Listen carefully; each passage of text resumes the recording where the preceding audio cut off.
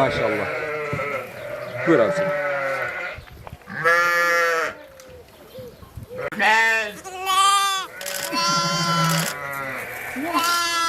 Ne bağırıyorsunuz? Yarım saat sonra bir tane daha. İlk defa değil mi böyle?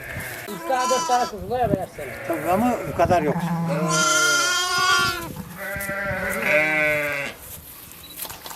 Sevdi. Kaç sene oldu yapıyor. 3 tane 4 tane yapıyor da.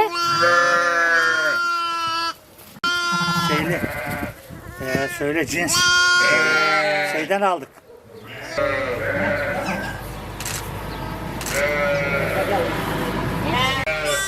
Hadi ben sana süt vereyim hadi. Ha? Bak yemiyor. Anne yemiyor.